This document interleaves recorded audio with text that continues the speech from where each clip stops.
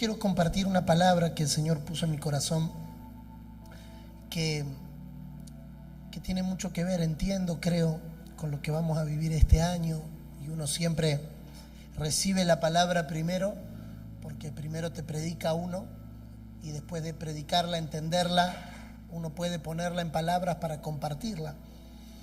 Quiero compartir un tema que tiene por título Configurados a la vida corporativa. Cómo Dios toma nuestra desconfiguración. El pecado lo que hace en la vida del hombre es desconfigurarlo al diseño de Dios.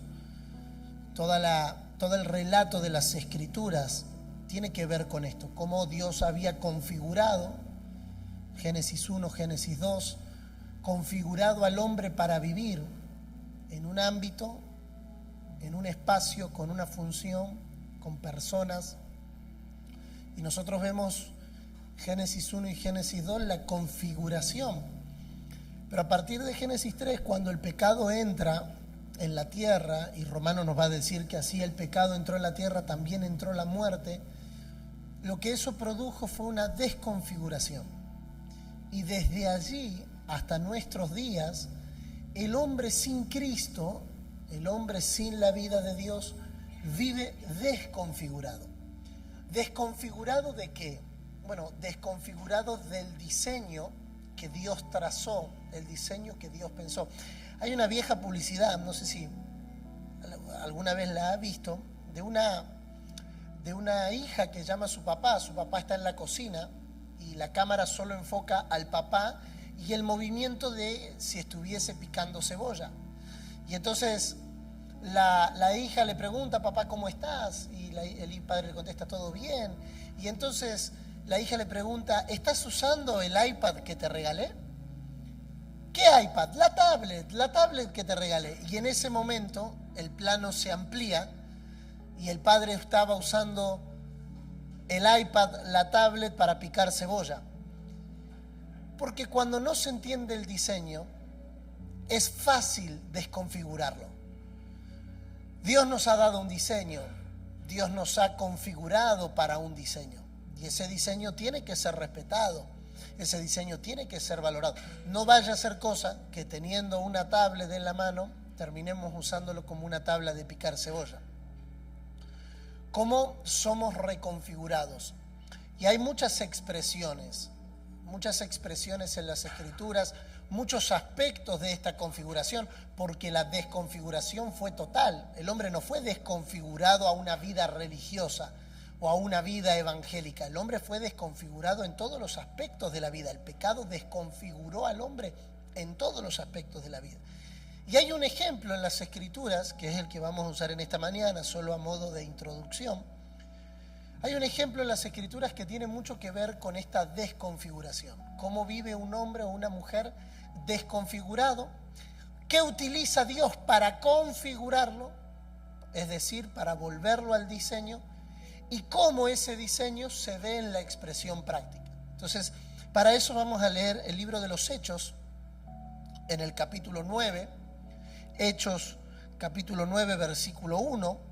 Hasta el verso 19, es una lectura un poquito extensa, mi profesor de homilética me retaría si le dijera que voy a leer 19 versículos, pero necesitamos la expresión completa para entender todo el relato bíblico y estos tres aspectos que quiero hablar en esta mañana.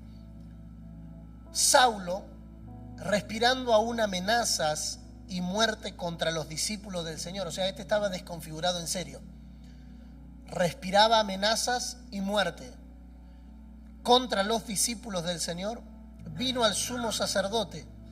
Y acá vamos a ver cómo la desconfiguración del diseño de Dios siempre encuentra aliados en la religión. La religión siempre será un aliado, siempre perpetuará la desconfiguración de las personas. O sea, cómo alguien puede venir y decirte que quiere matar a otras personas y tú, siendo un hombre de Dios o un hombre que supuestamente está al servicio de Dios, vas a hacer lo que vas a hacer ahora. Le pidió cartas para la sinagoga de Damasco, a fin de que si hallase algunos hombres o mujeres de este camino, los trajese presos a Jerusalén. O sea, ¿cómo estás escuchando que alguien quiere matar o meter preso a gente sin ningún sentido y sin ninguna razón, y lo primero que le vas a decir es: anda, te doy mi carta. Cartas en el contexto de las escrituras es autoridad, es permiso, es licencia. El 007, licencia para matar. A ver, Saulo era el James Bond de la religiosidad del pueblo judío. Él tenía licencia, nadie lo podía tocar, tenía inmunidad para meter preso, inmunidad para matar. Mira el nivel de desconfiguración que Saulo tenía, que creyendo que estaba haciendo lo correcto, se estaba oponiendo a lo que Dios quería hacer. O sea, y pudiéramos hablar más de esto. Saulo va a decir en Filipenses, ya Pablo va a decir en Filipenses 3, que él era judío de judíos, perseguidor de la iglesia en cuanto a celo, de la tribu de Benjamín en cuanto a la ley, irreprensible. O sea, Pablo tenía toda la configuración de la religión, pero así como estaba configurado no le servía a Dios. Y muchas veces nosotros estamos en esa configuración. Asistimos a la iglesia, somos parte de una casa, nos congregamos, escuchamos la palabra, pero nuestra configuración de vida todavía sigue siendo a los viejos patrones o a los viejos modelos, aunque habitamos un círculo cristiano, aunque habitamos un círculo del evangelio, nuestra configuración de vida. Ahora, ¿dónde se ve la configuración de vida? En la manera en la que vivimos la vida, o sea, no en la manera en la que decimos las cosas, sino en la manera en la que accionamos. Nuestras acciones, nuestros comportamientos. El apóstol Santiago va a decir en Santiago 3:13: ¿hay alguno sabio entre vosotros? Muestre por su buena conducta sus obras en sabia mansedumbre. O sea, hay una manera en la que nosotros nos conducimos, que accionamos, que expresa la configuración a la que estamos respondiendo.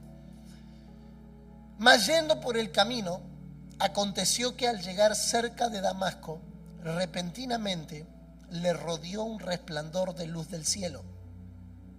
Y cayendo en tierra, oyó una voz que le decía: Saulo, Saulo, ¿por qué me persigues? Y es interesante, yo sé que usted lo sabe, pero injusticia discursiva lo dice. Saulo pudiera responder la pregunta que muchos de nosotros haríamos: Señor, pero mi problema no es contigo, mi problema es con la iglesia. Mi problema no es contigo, yo estoy persiguiendo a estos del camino. O sea, la primer conexión que Saulo tiene con Cristo es mostrando la unión indivisible que existe entre Cristo y la iglesia.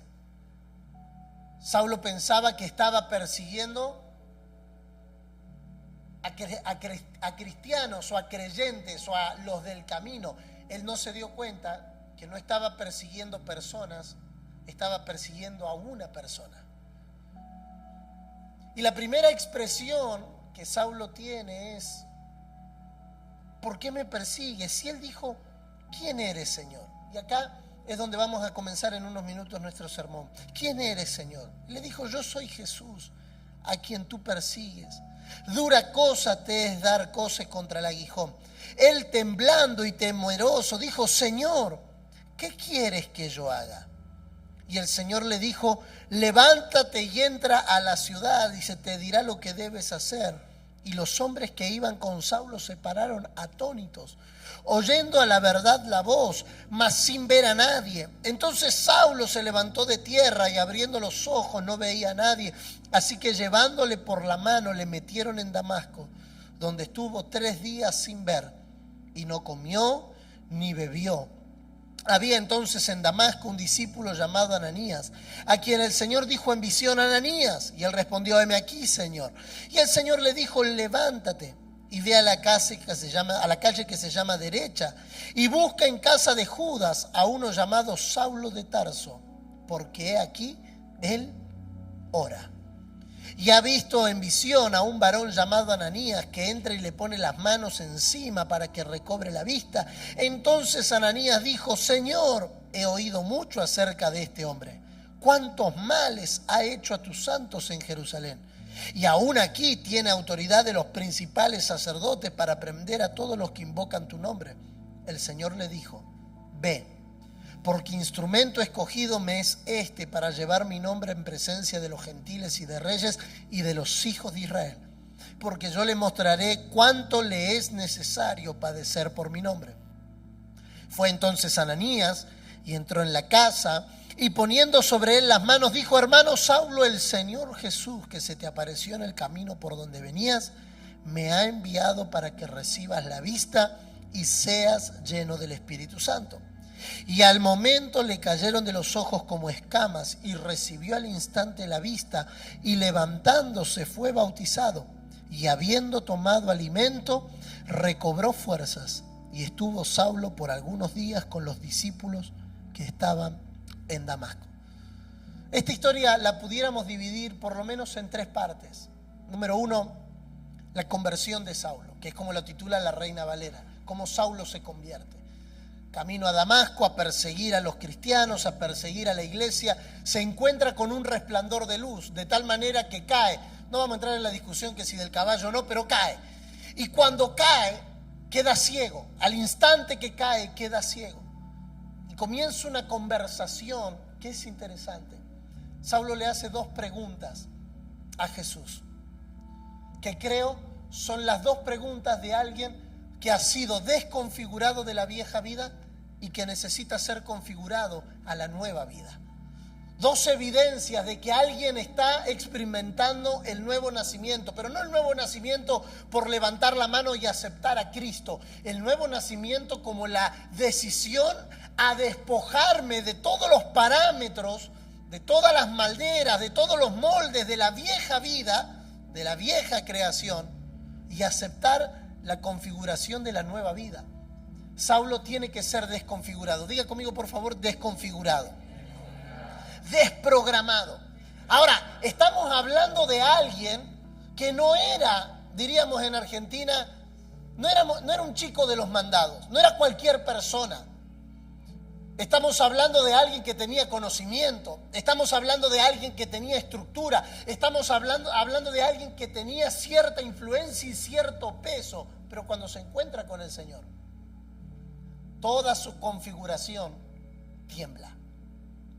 No importa nuestra configuración, ¿en qué sentido? Bueno, yo soy así, así me crió mi mamá, así es en el país de donde yo vengo, así es la manera en la que yo lo hago, así es en esta casa, mientras vivas en este techo. Todas las frases configuratorias, acabo de inventar una palabra, pero todas las palabras que configuran a una persona caen por tierra cuando hay un real encuentro, no con el Salvador. Y esto es la primera cosa que quiero afirmar. 8 veces en este pasaje aparece la palabra Señor. En ningún momento Saulo se conectó con el Salvador. ¿Por qué? Porque el Salvador es el aspecto de Cristo que resuelve mis problemas. Es el aspecto de Cristo que me salva, es el aspecto de Cristo que me perdona, es el aspecto de Cristo que me restaura, es el aspecto de Cristo que me sana. Todos nosotros necesitamos un Salvador. Ahora, para la desconfiguración, el Salvador no es suficiente. Jesús hizo muchos milagros durante su ministerio terrenal. Jesús hizo muchas señales durante su ministerio terrenal. Él mostró aspectos salvadores a las personas, pero todas ellas siguieron viviendo su vida a la manera de ellas. De hecho, hay un ejemplo muy claro, muy concreto. Dice que cuando los soldados romanos van a meter preso a Jesús, llegando donde estaba Jesús, todos se cayeron. Y la palabra caer ahí es caer. O sea, se cayeron, pero se levantaron y lo metieron preso. Porque el aspecto salvador de Jesús no desconfigura nuestra vida, resuelve. Por eso muchas personas quieren un Salvador, pero no quieren un Señor. Él no es solo Salvador. Quedarme con el Evangelio que me salva es quedarme con una parte del Evangelio, pero no con todo el Evangelio. Por eso Romanos 10 nos va a decir: si creyeres con tu boca, si creyeres en tu corazón y confesares con tu boca que Jesús es el Señor, entonces serás salvo. La salvación es la consecuencia de haber conocido al Señor. Pero nuestra generación predica y estimula al Salvador, porque el Salvador resuelve. Y por supuesto, que celebramos, honramos, valoramos el aspecto salvador de Cristo, porque por eso estamos aquí, porque Él nos ha salvado. Ahora, quedarse con la salvación es rudimentario. Quedarse con la salvación es perderse la plenitud del Evangelio. Quedarse con este aspecto del que resuelve mis problemas, del que resuelve mis circunstancias, del que ordena mi vida, del que trae paz a mi vida o del que me libera del infierno, es rudimentario en términos de que se pierde la verdadera riqueza del Evangelio. La verdadera riqueza del Evangelio está en ser desconfigurados de nuestra vieja creación y ser configurados al nuevo hombre que es en Cristo Jesús. Ahora, eso no lo hace el Salvador. Eso solo lo hace el Señor. ¿Qué significa el Señor? El que gobierna. Él no puede desconfigurar la vida del que no se deja gobernar. Por eso, uno de los aspectos de nuestra alma es que nuestra alma desconfigurada es ingobernable. No le gusta ser gobernada. Por eso en nuestros días y en nuestra generación a las personas no les incomoda hablar de alguien que gobierne sus vidas. Por algo que vamos a atacar en esta mañana juntos, si el Señor nos permite, que es el individualismo o la independencia. El creerme que yo me valgo por mí mismo, que por lo que yo hice, por lo que yo alcancé, por lo que yo tengo o por cómo me salieron las cosas de mi vida, no necesito de nadie. Y esa es una configuración de la vieja creación que tiene que ser desmantelada. Ahora, eso no es desmantelado por escuchar palabras, eso no es desmantelado por orar oraciones, eso no es desmantelado por cantar canciones, eso es desmantelado por una revelación del Señor. El señorío de Cristo. Cristo como el Señor. Y cayendo en tierra oyó una voz que le decía: Saulo, Saulo, ¿por qué me persigue? Mira la primera pregunta que le hace Saulo: Señor, ¿quién eres? ¿Quién eres? Él no se conectó con el aspecto salvador, él se conectó con el aspecto gubernamental. Señor, ¿quién eres? Porque no puede haber una acción después si no hay una revelación de quién es Él. ¿Quién eres? No quiero invertir tiempo en qué quieres que haga primero. Quiero invertir tiempo en quién eres, porque no puedo servir a quien no conozco. No puedo entregarle mi vida como Señor a quien no conozco. ¿Cómo voy a rendir mi vida a quien no conozco? Por eso Saulo le dice: ¿quién eres? Porque si tú no me dices quién tú eres, no puedo comprometer mi vida. No puedo entregar mi vida, no puedo ser desconfigurado a quien no conozco. Ahora, lo interesante es la respuesta de Jesús. Porque Jesús le dice: yo soy Jesús, a quien tú persigues. En otras palabras, tú perseguías lo que habías oído de mí. Tú perseguías a los locos que estaban llenando Jerusalén con la doctrina en mi nombre. Tú creías que estos eran unos contadores de cuentos que estaban diciendo que yo había resucitado. O sea, por eso hay que leer la Biblia en contexto. Porque Saulo viene siguiendo los acontecimientos desde la resurrección. Y va sumando bronca desde la resurrección.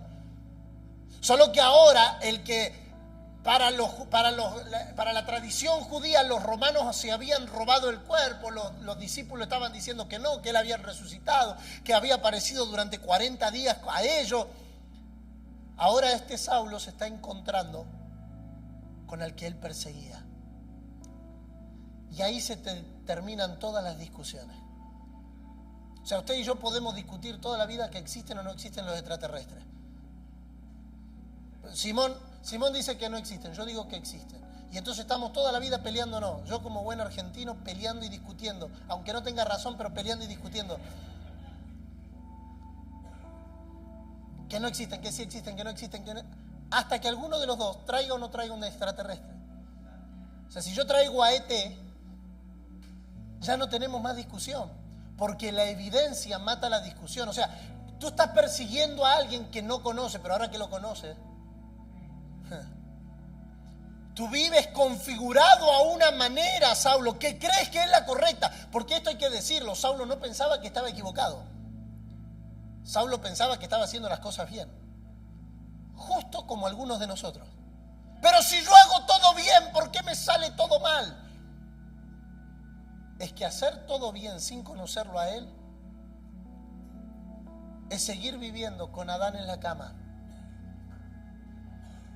Es seguir viviendo con el enemigo adentro. El hacer todo bien, Saulo para él estaba haciendo todo bien.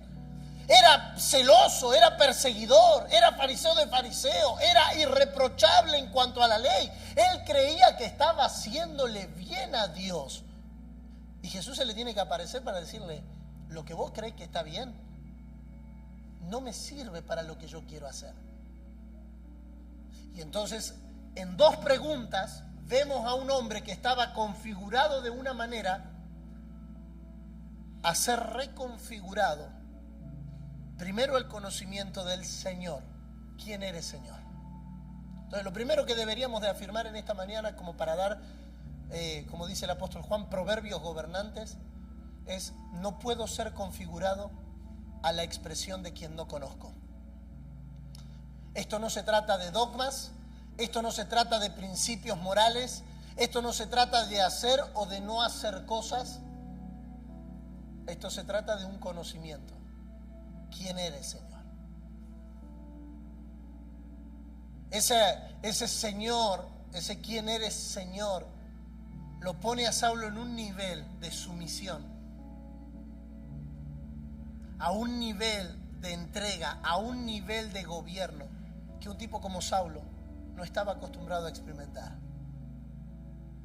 Saulo hacía lo que quería, tenía a los pies la sangre de Esteban, el primer mártir de la iglesia, y él seguía respirando muerte. O sea, no le bastó con la muerte de Esteban, él quería más. Y le dijo: yo soy Jesús, a quien tú persigues, dura cosa te dar cosa contra el aguijón. Y ahora el Saulo que respiraba muerte, ahora el Saulo que respiraba amenazas, ahora el Saulo que quería meter preso a todo el mundo, mire cómo se encuentra. Él temblando y temeroso. Por eso él después nos va a decir: ocúpense de la salvación con temor y temblor, porque él sabe, él tuvo la experiencia de lo que produce un encuentro con el señorío de Cristo, temor y temblor.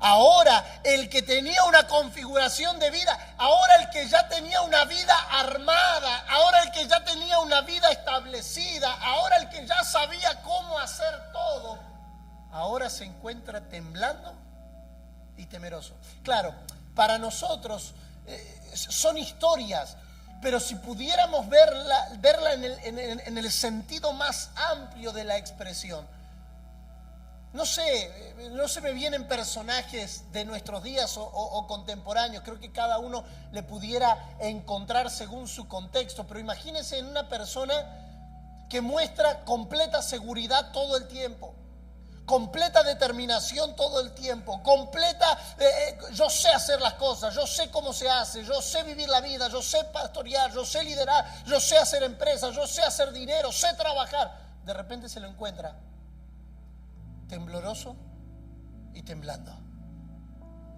La experiencia de alguien que ha tenido un encuentro con el Señor. No sé cómo hacer. No sé cómo hacer lo que antes sabía cómo hacer. Dijo: Señor, ¿qué quieres que yo haga? 2 preguntas. La primera: ¿quién eres, Señor? El conocimiento del Señor nos pone de cara, nos pone de lleno con el que quieres que yo haga.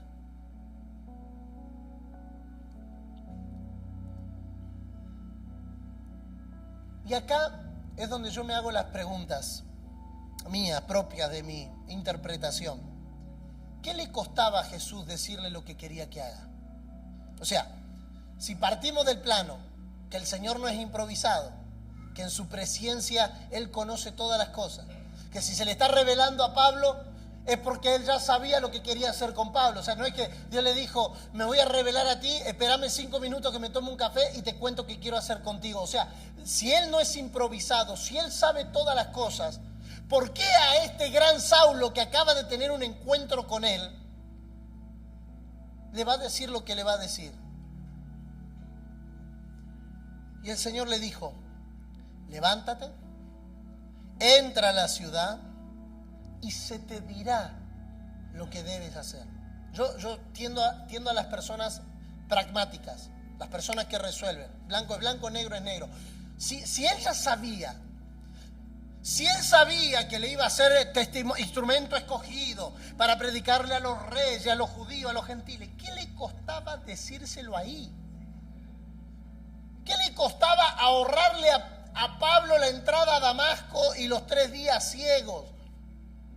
Es que lo que el Señor quiere enseñarle a Saulo y nos quiere enseñar a nosotros es muy importante de destacar. La orden es clara: levántate, entra a la ciudad y se te dirá lo que debe hacer. ¿Qué le está mostrando el Señor a Pablo en esta nueva configuración? Que aquí tú no tienes trato directo conmigo, sino es a través del cuerpo. Aquí tú no eres el iluminado que habla con el sumo sacerdote y le pides carta. Si tú quieres hacer algo en la vida de la iglesia, tienes que tratar con el cuerpo.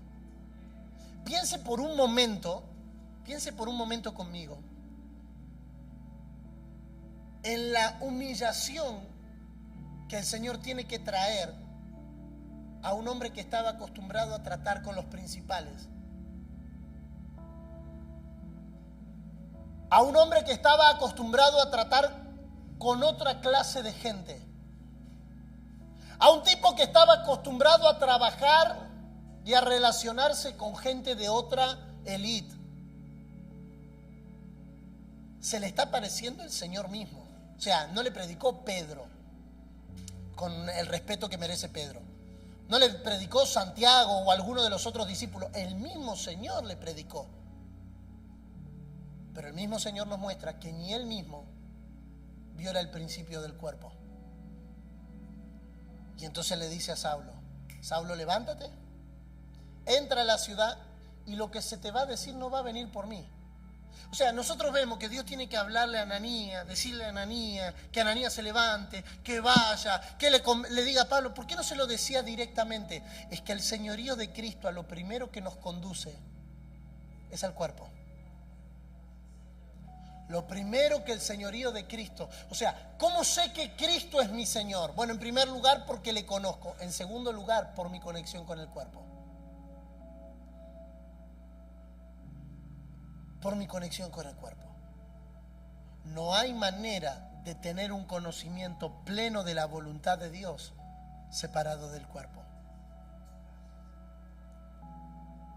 Y los hombres que iban con Saulo se pararon atónitos y oyendo a la verdad la voz, mas sin ver a nadie.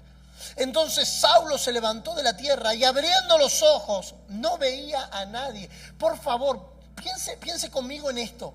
Yo sé que estoy haciendo mucha interpretación, pero piense conmigo en esto. No veía a nadie. Así que llevándolo por la mano lo metieron en Damasco. ¿Sabe lo que es para un hombre autosuficiente como Saulo que lo tengan que llevar de la mano? Mi abuelo, el papá de mi mamá, era no vidente. Por un accidente había perdido la visión.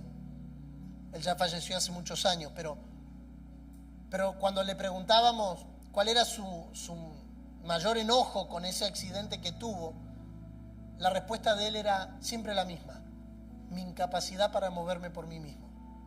Y él había desarrollado muchas capacidades que para nosotros son anormales. O sea, abrían la puerta y él ya sabía quién era por el olor de quien entraba.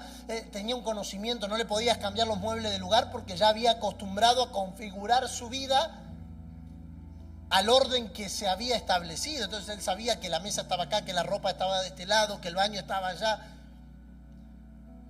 Pero cuando hablabas con él y le preguntabas, nosotros le decíamos, no, ¿por qué? ¿Qué es lo que más extrañás de tener la vista? Él decía esta frase: no necesitar de nadie. Porque cuando él salía, o a mi abuela, o después a la persona que lo cuidaba, o a las hijas, o a nosotros los nietos, nos tenían que agarrar para que lo guiemos, porque no podía valerse por sí mismo. Te doy este ejemplo para que pienses en la humillación que le produjo a Saulo el Señor. Un hombre que solía valerse por sí mismo. Un hombre que podía valerse por sí mismo. Ahora depende de otros para entrar a la ciudad. ¿No es eso acaso el misterio de la vida corporativa? Todos nosotros en algún momento de nuestra vida en Cristo éramos ciegos y necesitamos a alguien que nos entre. La mayoría de nosotros llegamos a la iglesia por alguien. Somos muy pocos los que tenemos una experiencia de conversión, de decir, me levanté una mañana, Cristo me predicó y me dijo, ve a la 164. O sea, eso pasa en otras partes del mundo, pero pasa en otras partes del mundo. En nuestro contexto, todos llegamos a la fe por alguien. Porque el principio es innegable. Necesitamos la vida corporativa. Si hemos abrazado el ser configurados a esta nueva creación. Y ahora dice que llevándolo por la mano lo metieron donde estuvo 3 días sin ver. Esos 3 días, no tenemos el tiempo para explicarlo porque quiero hablar de otra cosa, pero esos 3 días son los 3 días que todos necesitamos: la muerte, la sepultura y la resurrección. El momento donde somos completamente anulados de nuestro yo, anulados, desconfigurados de nuestra vieja creación, porque ahora Pablo va a experimentar el verdadero llamado del Señor, pero no puede caer el verdadero llamado en gente que no ha sido desconfigurada. Dios no puede confiar su plan en gente que no ha renunciado. Por eso usted y yo vamos a ver muy frecuentemente en el lenguaje apostólico: dejen la vieja vida, hagan morir las cosas de la carne, mueran a las cosas terrenales, despójense. Pablo experimenta estos 3 días y no comió ni bebió. Y ahora viene el verso 10.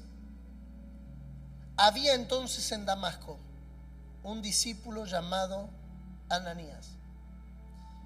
Ananías aparece 2 veces en las Escrituras, solo 2 veces. En esta historia y en Hechos capítulo 26, donde Pablo está contando la misma historia. O sea, este personaje que vamos a ver ahora no aparece nunca más. Pudiéramos decir que en términos del relato bíblico se vuelve insignificante. Pasa desapercibido. No sabemos si plantaba iglesia, no sabemos si fue apóstol, no sabemos si se apartó, no sabemos nada.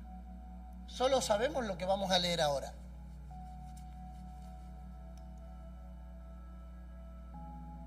Había entonces en Damasco un discípulo llamado Ananías, y acá está la clave: a quien el Señor, no el Salvador, el Señor. ¿Cómo era la relación de la iglesia del primer siglo con Cristo? Mi Señor. No el que me da, como decía el pastor, el reloj nuevo, el carro nuevo, la casa nueva, no, mi Señor. Llamado Ananías, a quien el Señor dijo en visión: Ananías. Y él respondió: heme aquí, Señor. Pudiéramos decir que Ananías era colombiano. Sí, Señor. Sí, Señor. ¿Cuál era la relación que Ananías tenía? La iglesia del primer siglo estaba gobernada por el Señor, de tal manera que el Señor solo dijo: Ananías. Y Ananías saltó de la cama. Vamos a poner así, como a armar el cuadro completo. Heme aquí estoy, siempre listo, Señor. Y el Señor le dijo, otra vez: Señor, levántate, ve a la calle que se llama Derecha y busca en casa de Judas a uno llamado Saulo de Tarso, porque he aquí, él ora. Buena señal. Y ha visto en visión, esto para mí siempre ha sido un misterio. Y ha visto en visión a un varón llamado Ananías, que entra y le pone las manos encima para que recobre la vista. Pregunta, interpretación juntos. ¿Dios le habla a Ananías antes de mostrarle la visión a Saulo o después de mostrarle la visión a Saulo? Vamos a volverlo a leer. Entonces, algunos están como, todavía la neurona no se despertó, pero vamos a volverlo a leer.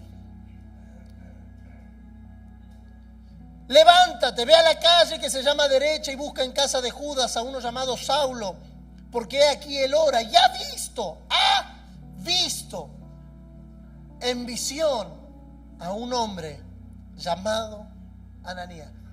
La pregunta clave es, ¿por qué Dios permite que Saulo tenga la visión antes de preguntarle a Ananías si podía ir?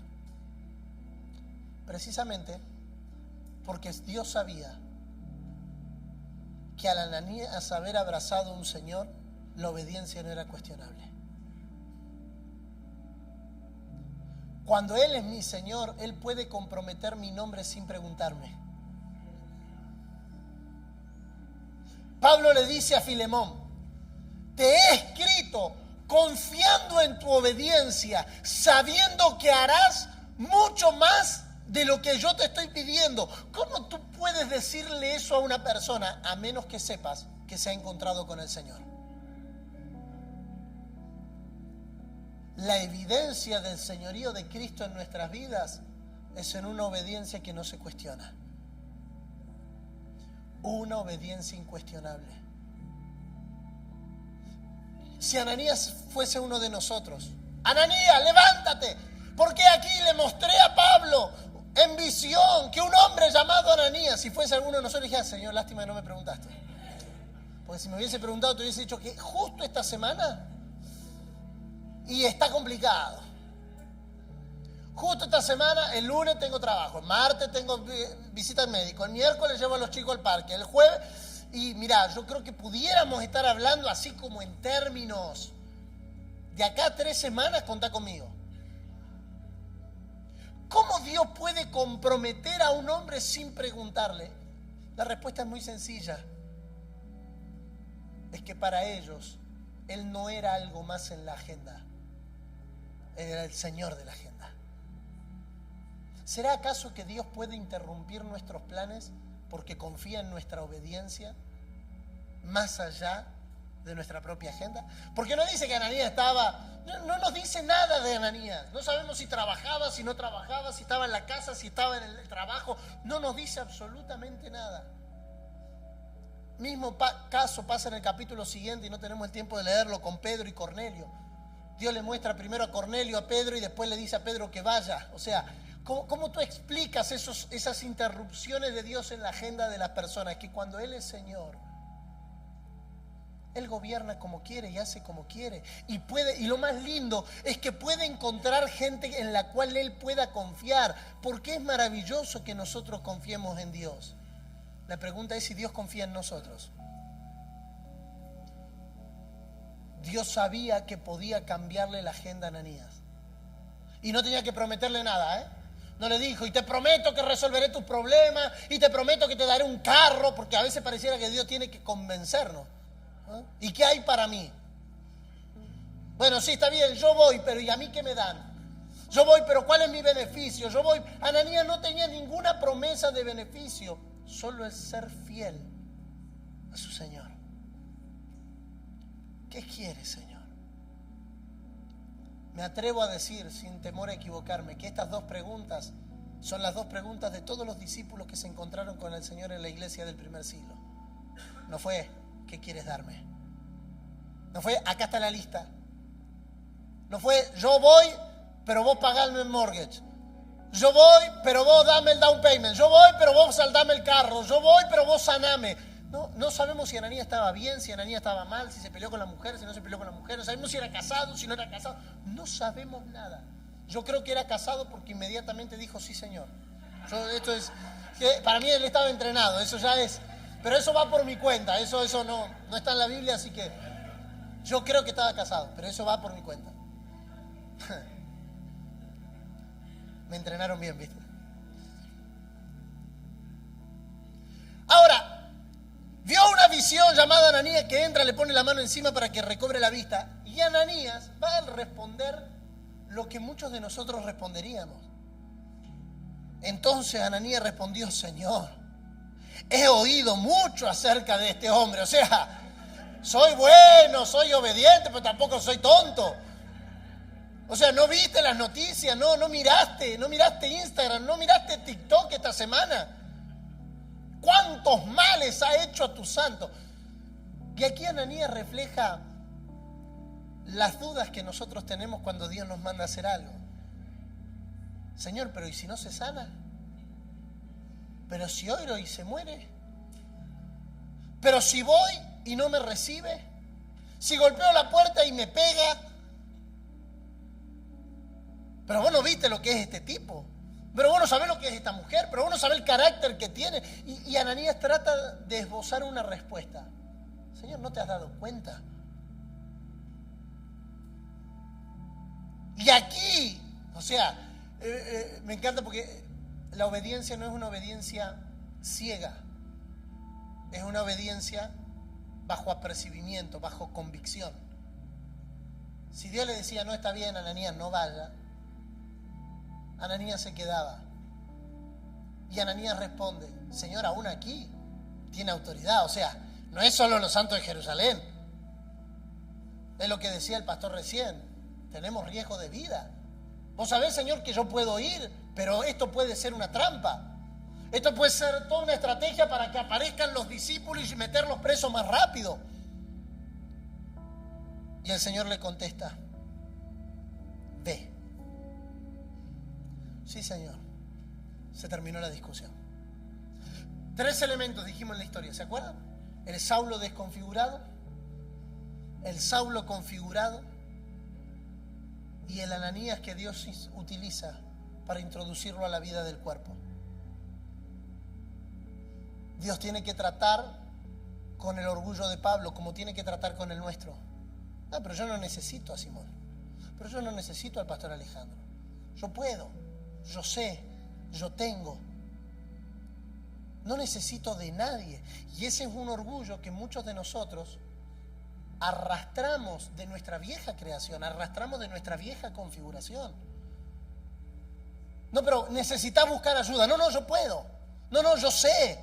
No, yo sé cómo salir, yo sé cómo terminarlo, yo sé. Y llega un momento que uno tiene que hacer el reconocimiento de alguien que está siendo configurado a la nueva creación. Solo no puedo. Necesito a mi esposa, necesito a mis padres, necesito a mis amigos, necesito gente que me acompañe, porque ese es el principio de la nueva configuración. Ninguna familia subsiste sola. Ayer mencionábamos en la congregación Salmo 68, 5. Padre de huérfanos, defensor de viudas, es Dios en su santa morada, pero no se queda solo allí. El verso 6 dice, Dios hace habitar en familia. Él no es solo padre de los huérfanos y los deja huérfanos, no, Él es padre de huérfanos, Él es defensor de viudas, pero a ninguno los deja solo. Los hace habitar en familia. La figura más fuerte que la iglesia tiene no es una entidad legal, no es un auditorio, por más maravilloso que sea. El espíritu gobernante de la iglesia es en la familia, no la familiaridad, pero sí la familia. Sí el lugar donde somos estimulados, que es como vamos a cerrar. Sigue en 45, nunca se movió. Aleluya. A ver si a vos no te lo pones. O sea, si se empieza a mover desde ahora no pasa nada, pues me quedan 45, o sea, estoy bien. Tenía muchas cosas para decir, pero vamos a ir un poquito más rápido. No existe tal cosa como Él es mi Señor, pero ese señorío desconectado del cuerpo. Hay un pasaje extraordinario en Efesios 3, Pablo diciendo, por esta causa doblo mis rodillas delante del Padre, de quien toma nombre toda familia, la que está en los cielos, la que está en la tierra, para que sean capaces de comprender. Y dice algo que es interesante, para que habite Cristo por la fe en vuestros corazones, a fin de que arraigados y cimentados sean en amor, sean capaces de comprender con todos los santos. No existe tal cosa como Cristo vive en mi corazón, pero no necesito todos los santos. No. Hoy es una moda, aquí en Estados Unidos y en cualquier parte del mundo donde usted vaya. Yo no necesito a nadie, yo no necesito a la iglesia, porque tengo a Cristo y con Cristo tengo todo y no necesito de la vida corporativa. No me hagan trampa, no. Ahora me ponen que me pasé por 9 minutos. Pará, no. Resetea eso no es así porque ni siquiera llevo 40 minutos arriba de la plataforma. Sos bravo, sos bravo. No existe tal cosa como tengo a un Dios personal. El Dios personal fue una herramienta que se utilizó en el siglo XX en las campañas evangelísticas de Billy Graham y de Billy Sunday para decirle a la gente que acepte a Cristo. Pero no existe ni doctrinalmente ni teológicamente un Dios personal, porque Él es Dios de toda la tierra. No es Dios personal, Él no es Dios del individuo, Él es Dios de un cuerpo y de toda la creación. No existe un Dios para mí, y un Dios para el pastor, y un Dios para Simón, y un Dios para mi esposa. No existe un Dios separado. Pero aquí es donde debemos de experimentar la mayor reconfiguración. La mayor reconfiguración en la vida de una persona que ha nacido de nuevo está en abandonar el individualismo. Hay tres palabras que parecen lo mismo, pero no son lo mismo. Número uno, individuo. Dios creó al individuo. El individuo es la persona singular, particular. Cada uno de nosotros somos individuos que aportamos una medida de Cristo en la medida en la que Cristo se va formando en nosotros. Por eso cada uno de nosotros tenemos dones particulares, tenemos capacidades y facultades particulares y propias de cada uno de nosotros. Eso es el individuo. Dios no quiere anular el individuo. El problema radica cuando el individuo se aferra al individualismo. El individualismo es la filosofía y la corriente de pensamiento que te dice que tú te puedes valer por ti mismo. ¿Dónde está esto? En las películas. Por ejemplo, si a usted le gusta la saga de Marvel, usted va a ver que el mayor desafío que tienen los superhéroes es dejar de ser individuos y ser parte de un equipo. O sea, todos funcionan bien separados, porque esa es la filosofía. Por eso usted va a ver que la mayoría de los superhéroes que nosotros idolatramos no tienen ni padre ni madre, ¿no? Batman se queda huérfano cuando es niño. Superman viene a la Tierra desconectado de... Krypton era, ¿verdad? Yo soy muy malo para los... O sea, todos se desarrollan en un contexto donde lo que importa es el individuo. Por eso aparecen los Avengers. Y el desafío es que todos esos individuos vengan a ser parte de un cuerpo. Mire, es lo mismo que pasa en la vida de la iglesia. Esa es la Biblia según San Jonathan. Primera de Marvel, capítulo 4.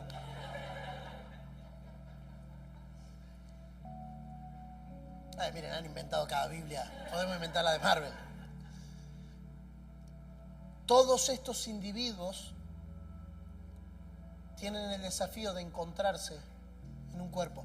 Y eso es lo que Dios tiene que reconfigurar en nosotros, porque la mayoría de nosotros, para no decir todos, tendemos a ser individualistas. Lo mío, pero esto está alimentado hasta desde los púlpitos. Venga y reciba su bendición, venga y llévese su milagro, venga y reciba la palabra que usted necesita. El concepto bíblico es completamente distinto. Cuando se reúnan, cada uno traiga algo. ¿Y nosotros qué venimos? Venimos a llevarnos algo. Porque el individualismo fomenta la separación. No tenemos el tiempo, pero me gustaría dejar dichas algunas palabras. Hay contradicción si alguien dice que Cristo es absoluto en su corazón, pero Él aún está marcado y caracterizado por acciones e intereses personales e independientes. Cristo no puede tener supremacía absoluta en la vida de un individuo que aún mantiene independencia. Estas dos cosas no pueden ser reconciliadas. La independencia y el cuerpo, el individualismo y el cuerpo no pueden ser reconciliados. Porque Cristo es supremo en el cuerpo. Él es la cabeza de un cuerpo, no de un individuo. En un sentido figurativo, Él es la cabeza de mi vida, pero Él no es la cabeza de mi vida, Él es la cabeza de un cuerpo, porque Él no tiene muchas cabezas. Es una sola cabeza.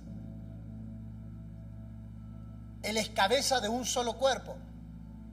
Córtese usted y yo un brazo, sepárelo del cuerpo, desconéctelo de la cabeza. Acá está Benjamín, que es enfermero, me puede ayudar. No cortando brazos, pero me puede ayudar con tengo que aclarar, ¿no? Bueno, también si necesitamos. Pero córtese una pierna, sepárela del cuerpo y en cuestión de minutos está muerta.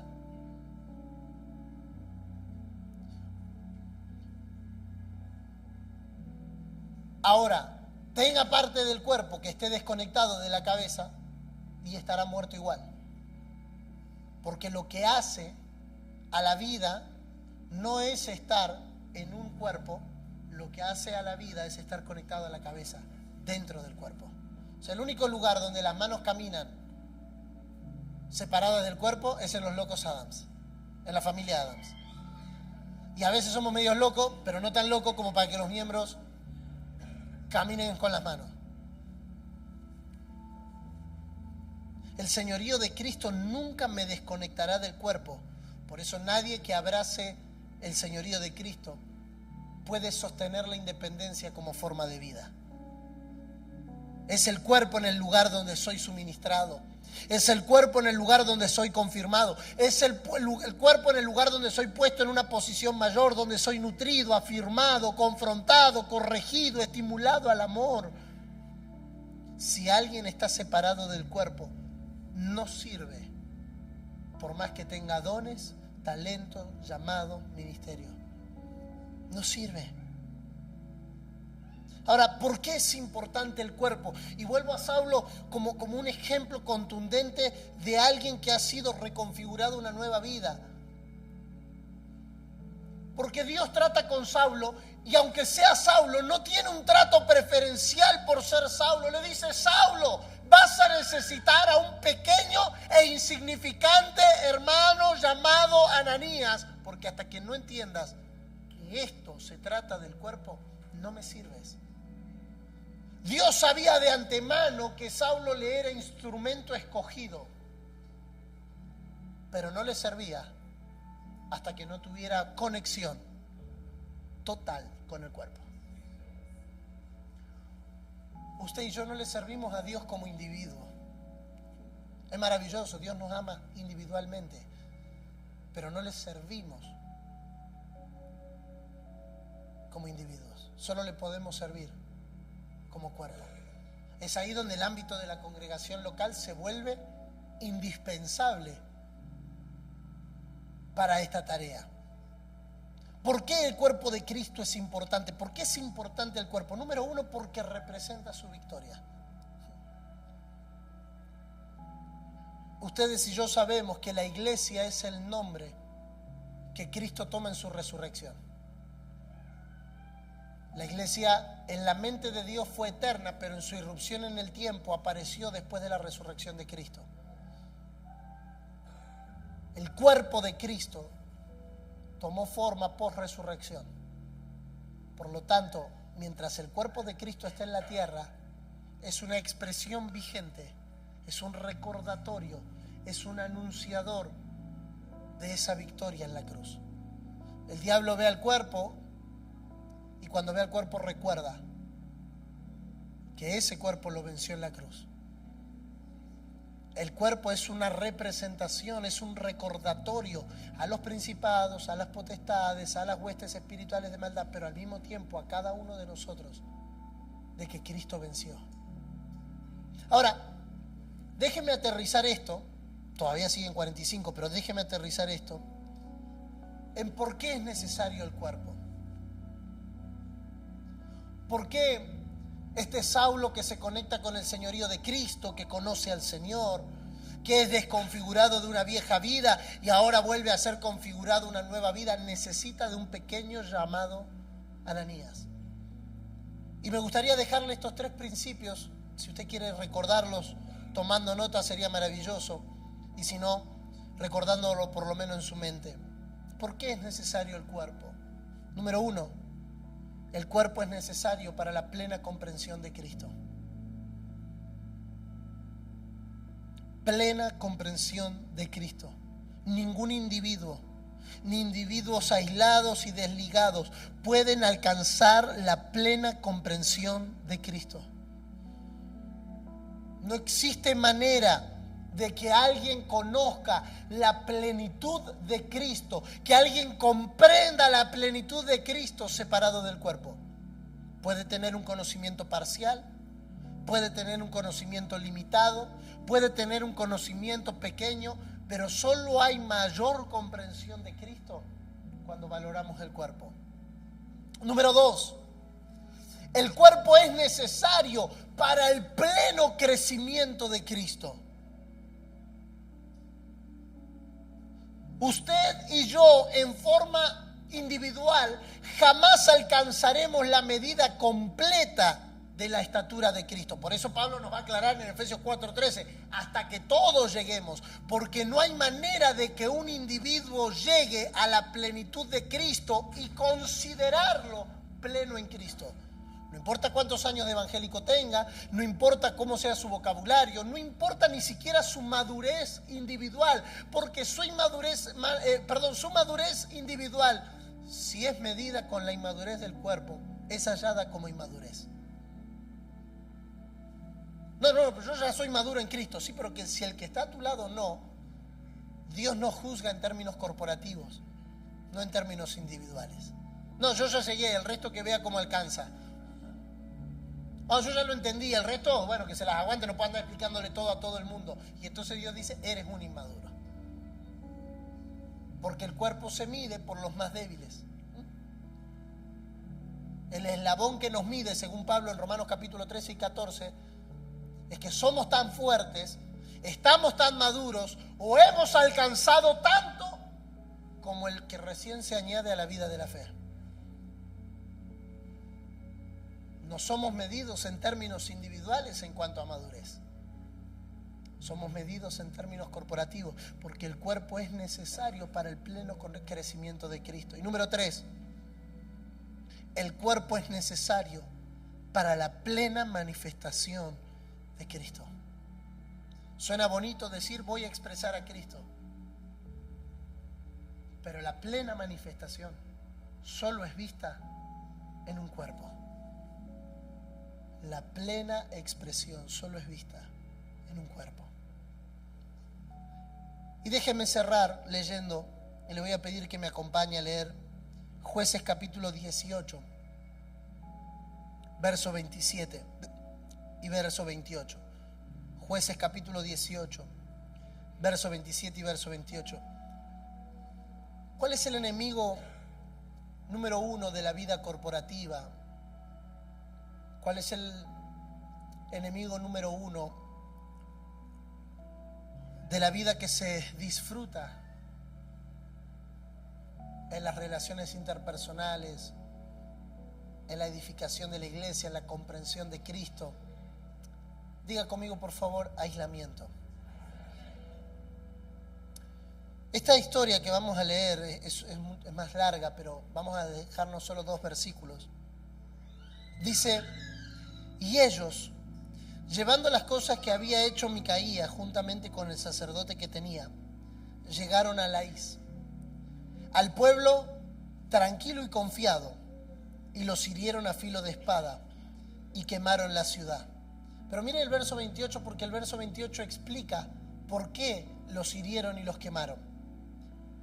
Y no hubo quien los defendiese, porque estaban lejos de Sidón y no tenían negocios con nadie. Mira, hay otra versión que no la busqué, creo que es la TLA o alguna de esas, que dice no tenían vínculos con nadie, no estaban relacionados con nadie. Y la ciudad estaba en el valle que hay junto a Bet-Rehob. Luego reedificaron la ciudad y habitaron en ella. El pueblo de Laís era pacífico, era seguro, era reposado. Podía decirse que estaba en una excelente condición externa. Tenían recursos y aparentaban estabilidad. Muchas veces, como algunos de nosotros. Estamos bien. ¿Cómo está tu hermano? Estamos bien. ¿Cómo está el matrimonio? Bien. ¿Cómo está la finanza? Ahí vamos. ¿Cómo está el trabajo? Perfecto. Y entonces las condiciones externas muestran un pueblo tranquilo y confiado.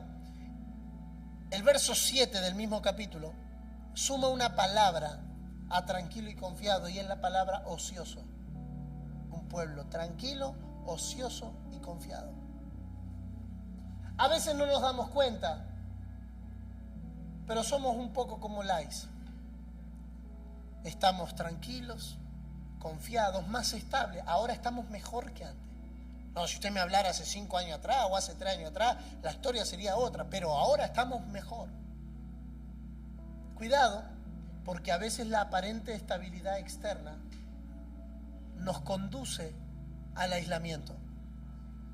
Seguramente usted lo vio porque esto es un patrón que se repite. La gente suele buscar a Dios cuando está mal y se aleja cuando está bien. Este es el patrón del hombre no configurado a la vida de Cristo.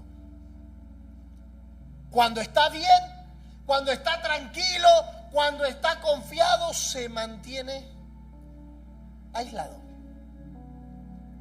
Y va cortando relaciones, negocios, vínculos. Tenían recursos, aparentaban estabilidad, sin embargo, la desconexión, y es de lo que quiero animarte en el Señor a que fortalezcamos este 2025, a no desconectarnos, porque la desconexión es ruina. La desconexión es ruina. No tenían tratos con nadie y se situaban lejos de la ciudad de Sidón, que podía haberlos respondido con socorro, con ayuda, con socorro militar. Lais tenía 3 problemas, que son los 3 problemas que el individualista enfrenta. Número 1, confianza excesiva en su propia fuerza. Ellos pensaban que no necesitaban el apoyo de nadie. No, yo puedo solo. El matrimonio está explotando, pero ¿qué decimos nosotros? Estamos bien. No sabemos qué hacer con los hijos. ¿Y qué decimos? No, estamos todos bien. Estamos endeudados hasta las muelas. ¿Y qué decimos? No, está perfecto. ¿A dónde vamos a comer afuera? ¿A dónde nos vamos de vacaciones? Y todas esas frases nacen en una confianza excesiva en que yo puedo. Número 2, ausencia de vínculos. Cuando surgió el ataque, Lais no tenía, y la Biblia lo dice claro, ¿quién los defendiese? No, bueno, pastor, lo que pasa es que yo emigré, no tengo a nadie. ¿Seguro que no tenemos a nadie o no queremos relacionarnos con nadie? ¿Seguro que es porque mi papá no está, mi mamá no está, mi tío no está, no tengo con quién? ¿O no queremos vincularnos con nadie? Porque Lais tuvo un problema. No dice que no había nadie, dice que ellos no tenían negocio con nadie. ¿Con quiénes estrechamos vínculos? ¿Quiénes pueden defendernos si mañana estamos bajo ataque? ¿A quién le puedo decir, pastor, necesito que ores por mí porque estoy mal, estoy con pensamientos torcidos, estoy con acciones torcidas, estoy con impulsos torcidos, me quiero ir a freír churros, quiero mandar todo ahí? ¿Quién te puede defender cuando tú no te puedes defender? ¿A quién tienes cuando todo no está bien? ¿Quiénes son los vínculos? No, pero nosotros podemos. Amor, ¿cómo se llama el comportamiento de la familia que se cierra para adentro? Endogámicas. Familias que solo se relacionan entre ellos. Y está bien que tengamos buena relación familiar, pero en el día de ataque necesitamos gente que pueda responder por nosotros. Gente que pueda venir a casa cuando nuestros hijos no nos den atención. Mi papá siempre nos dijo esto: busquen gente. Fíjense en con quienes nosotros nos relacionamos. Y si un día yo no puedo resolver algo, vayan y hablen con el apóstol Juan. Vayan y hablen con autoridades sobre nosotros. Gente que pueda defender cuando las cosas no estén bien. Porque cuando estamos bien, es fácil aislarnos. Cuando ya pasó lo peor, es fácil separarnos. Y número 3, estaban lejos de Sidón. Estaban lejos de otras casas que pudieran ayudar. Hoy en día muchos cristianos disfrutan de relativa paz y de comodidad que los termina llevando al aislamiento. Aislarnos, aun cuando nos sentimos fuertes, nos deja expuestos cuando llega la prueba.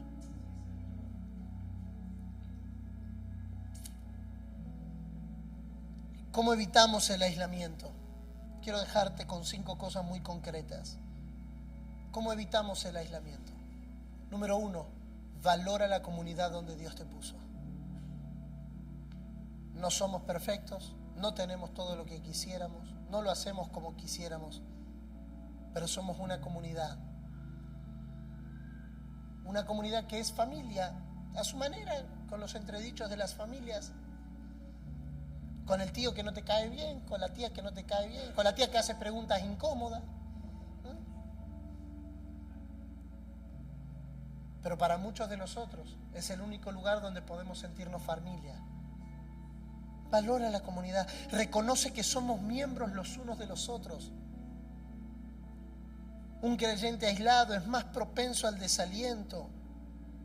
Número 2, participa de la vida corporativa. Asiste a las reuniones, algo que les pedimos a la persona en todos lados. Asiste, congrégate, dale prioridad, no por la palabra solamente, no por el hecho de que creemos que la palabra que nosotros predicamos es la mejor palabra del mundo. Asiste porque nos hace bien abrazarnos, encontrarnos. Lo decía el pastor recién, la presencialidad nos hace bien. Asiste. Jesús sanó a un centurión, al siervo de un centurión a la distancia, pero el Espíritu Santo solo fue derramado en los que estaban en común, a los que estaban reunidos en un lugar. Involúcrate en servir. ¿Cómo puedo servir? ¿En qué puedo servir? ¿Qué puedo hacer? No esperes solo que te lo pidan, ofrécelo, porque no hay mayor involucramiento en la vida corporativa que el querer servir, que el querer ser parte. Número 3, fomenta relaciones fuertes. No basta solo con asistir, es crucial edificar. Invita a alguien a comer a tu casa. Abre tu casa para que otra persona llegue. Ah, no, pastor, pero mi casa es mi casa. Sí, pero si no hay apertura, no hay construcción de relaciones. Es muy difícil construir una relación viéndonos 2 horas a la semana. No, pero él no come lo que a mí me gusta. Bueno, una vez en la vida. ¿Has sobrevivido a la comida de tu esposa cuando recién te casaste? ¿Puedes sobrevivir a la comida que no te gusta? Fomenta relaciones sólidas. Si no vino Juancito a la reunión, mándale un mensaje, pero que no sea porque tienes que hacerlo porque estás en el ministerio de la consolidación, sino porque te interesa la persona. Tal vez no vino porque no tenía gasolina, entonces el próximo domingo puedes ir a buscarlo o llenarle el tanque. Ha llenado el tanque para tantas cosas, no puedes hacerlo. Pero es el interés.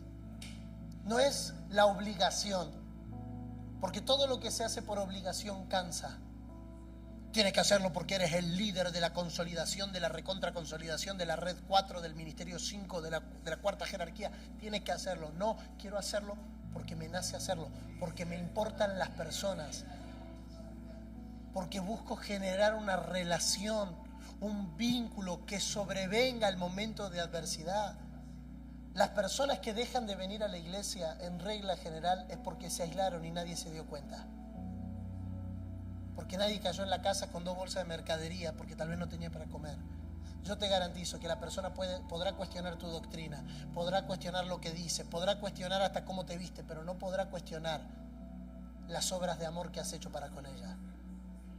Podrá decir mucho de ti, pero no podrá decir que estuvo enfermo y no lo fuiste a ver, que estuvo desnudo y le llevaste vestido, que tuvo hambre y no le diste comida.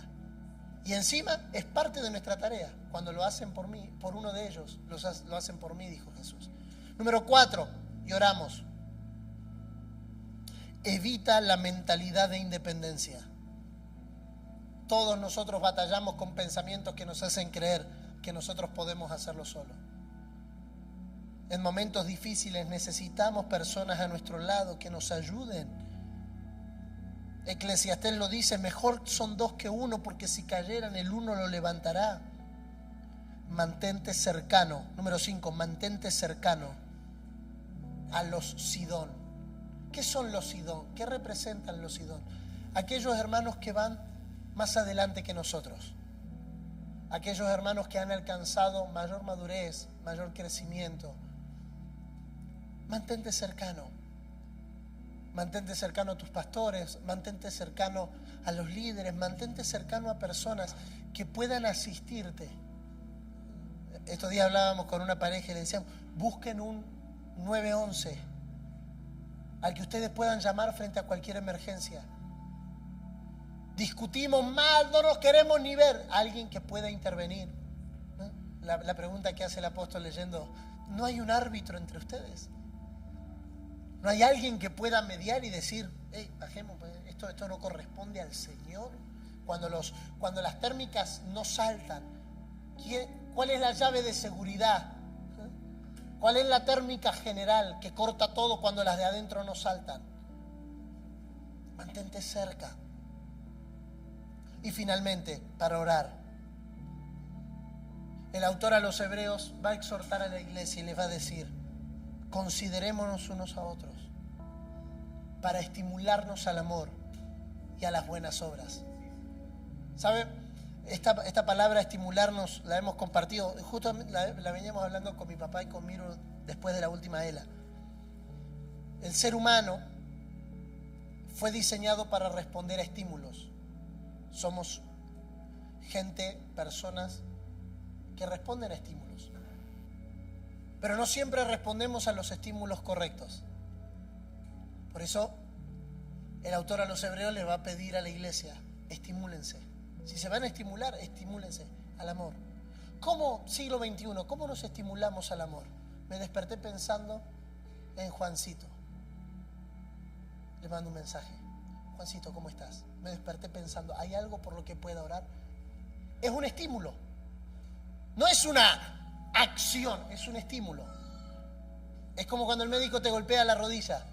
Lo que busca generar es un estímulo, es una reacción. Y entonces Juancito te puede decir, gracias, no me está pasando nada. O puede responder al estímulo y decir, estoy pasando una semana fatal.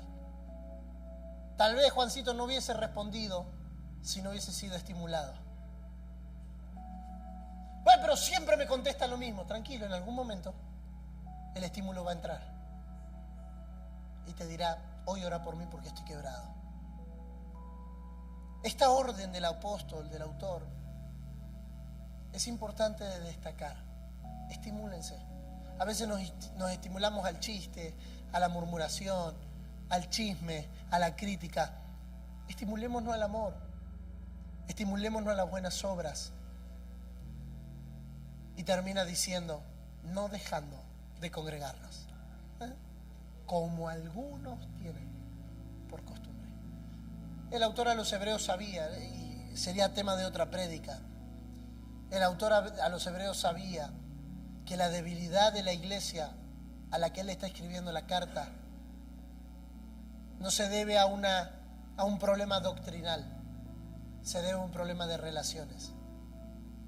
Él sabe que esta crisis que ellos estaban teniendo en la fe, de que se habían abrazado a Cristo como Señor, no se debía a que no lo entendieran, se debía a que habían perdido el lugar de reunión.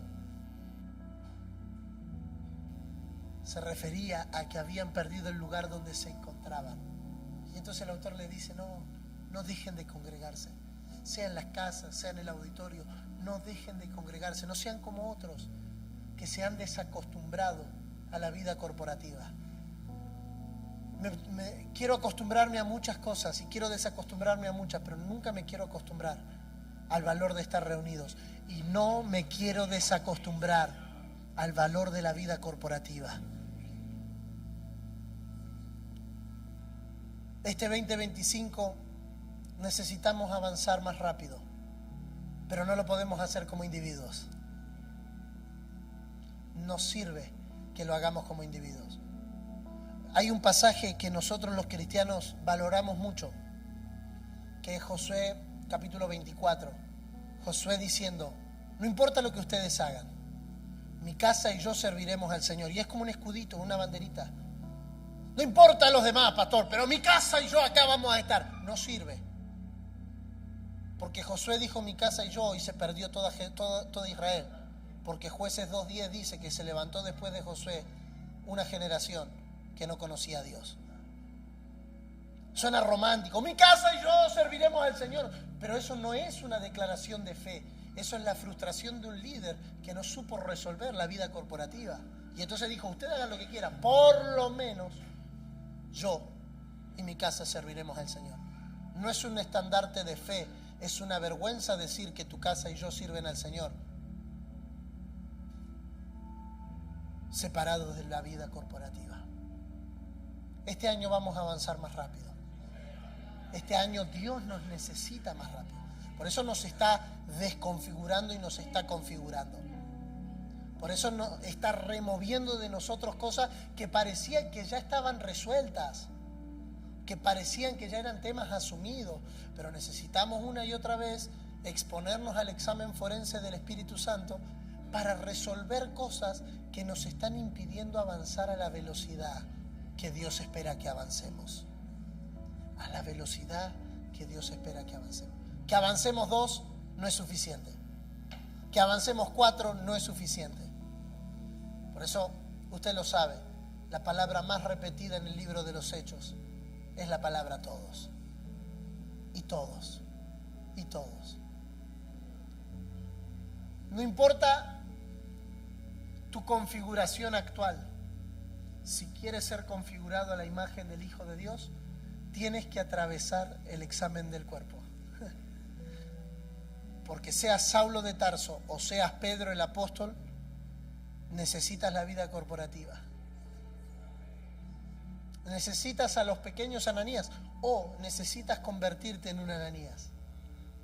Gente que no le ponga excusas a Dios para lo que Dios quiere hacer. Señor, pero ¿qué voy a hacer yo con este tipo? Si mira lo que es, si mira lo que hace. Sí, pero sin Ananías no tendríamos a Pablo.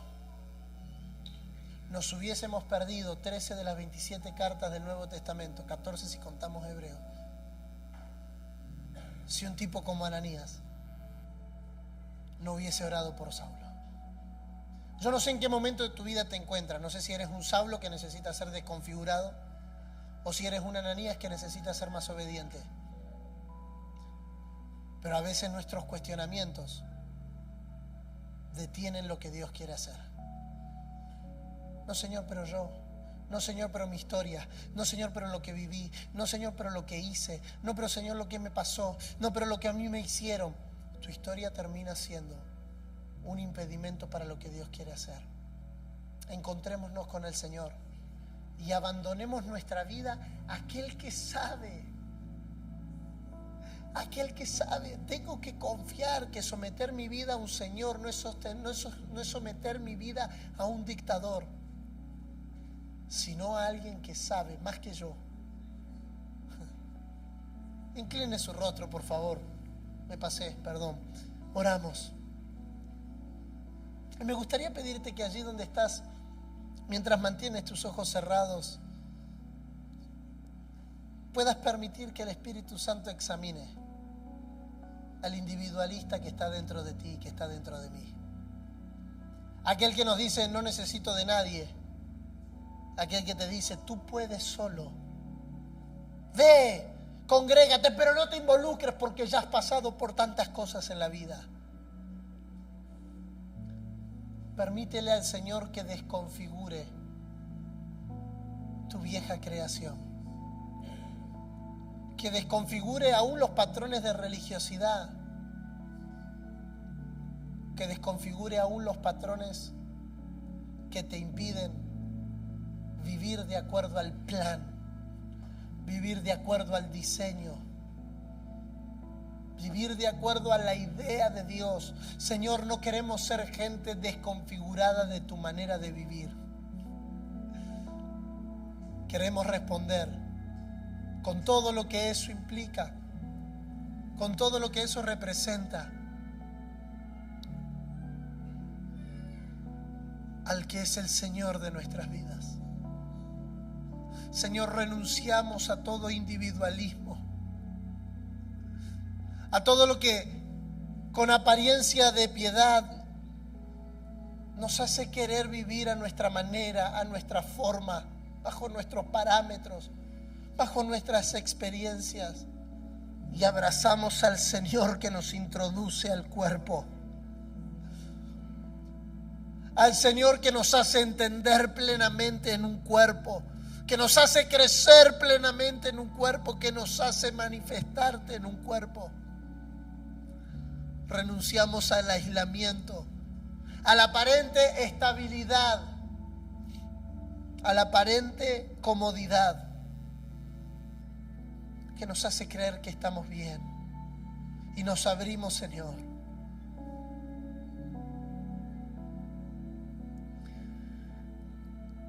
Espíritu Santo,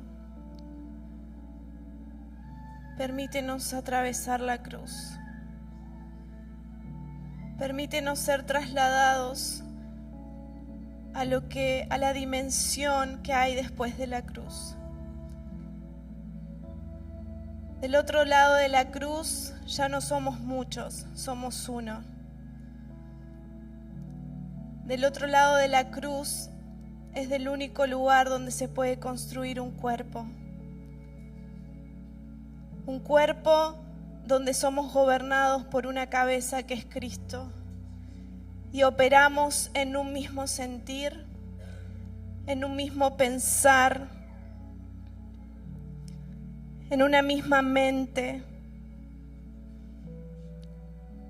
No queremos edificar de palabras, no queremos edificar de la boca para afuera diciendo estamos juntos. No queremos edificar en base a nuestros intereses personales. Queremos edificar conforme a tu diseño. Y cuando pensaste en tu iglesia, cuando pensaste en nosotros, pensaste en un cuerpo. No algo amorfo, sino con un diseño establecido.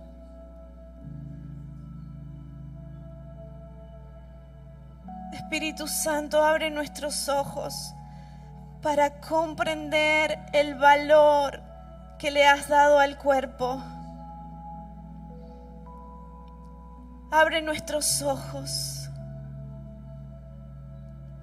para ver el diseño exacto, preciso que le has dado al cuerpo. Del otro lado de la cruz todo fue provisto. Del otro lado de la cruz sí se puede tener una misma mente. Atraviésanos, Espíritu Santo. Atraviésanos. Atraviesa lo más profundo de nuestro corazón como solo tú sabes hacerlo. Perdónanos si nos hemos enfocado en nosotros mismos. Perdónanos si nos hemos enfocado solo en nuestra familia. Perdónanos si nos hemos acomodado cuando tuvimos el ejemplo más grande de entregar a su único hijo. Te pedimos perdón, te pedimos perdón. Nos acercamos a ese trono de gracia y cambiamos el rumbo, cambiamos la dirección y decimos como Ananías, sin importar si estamos expuestos a la muerte, sin importar si somos sacudidos, sin importar si somos incomodados, decimos sí, Señor, sí, Señor, sí, Señor. Cada uno en su interior sabe qué cosas tiene que entregar. Cada uno en su interior sabe qué comodidades tiene que renunciar. Y hoy te decimos, sí, Señor. Sí, Señor. Sí, Señor. Sí, Señor. Sí, Señor. Sí, Señor. Atraviesa nuestro interior.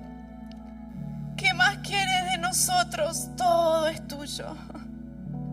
Todo es tuyo. Todo es tuyo. Hay muchas personas acá que se mantuvieron escondidas, refugiadas, y no en Cristo, sino en comodidades, sino en inseguridades. Y hoy viene el Espíritu Santo a traer una libertad, una libertad. Comienza a expandir tu mente, comienza a ampliar tu visión.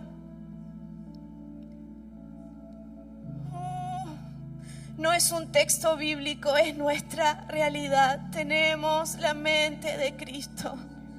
Tenemos la mente de Cristo. Esa es nuestra realidad. Esa es nuestra realidad. Te rendimos todo, Señor. Estamos a tu disposición. Cuenta con nosotros. Cuenta con nosotros. Cuenta con nosotros. Que en este país no tenga que pasar como en el oriente, que tenés que aparecerte vos. Cuenta con nosotros, queremos ser tu voz, queremos ser tus manos. Cuenta con nosotros. Puedes ponerte sobre tus pies y buscar a alguien que no sea la persona que está a tu lado y tomar 20 segundos, 30 segundos para orar por él, para orar por ella, para estimularnos al amor y a las buenas obras. Que el Señor ponga en tu boca palabras de estímulo, palabras de ánimo, palabras de avance, palabras de crecimiento, palabras de expansión. Que el Señor ponga en ti. Vamos, abre tu boca, que este lugar se llene de oración.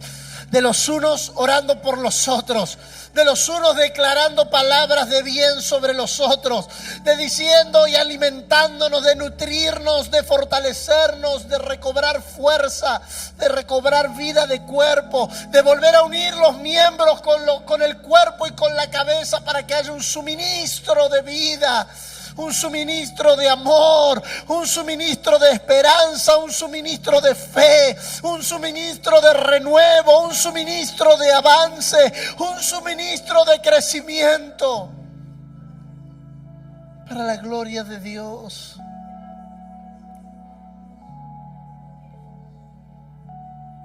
Amén. Amén. Gracias, Señor, por tu obrar en medio de nosotros.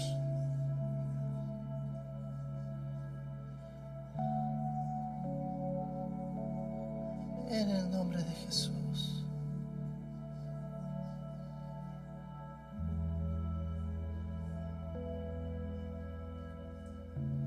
Amén. Gracias, Señor. Gracias, Señor.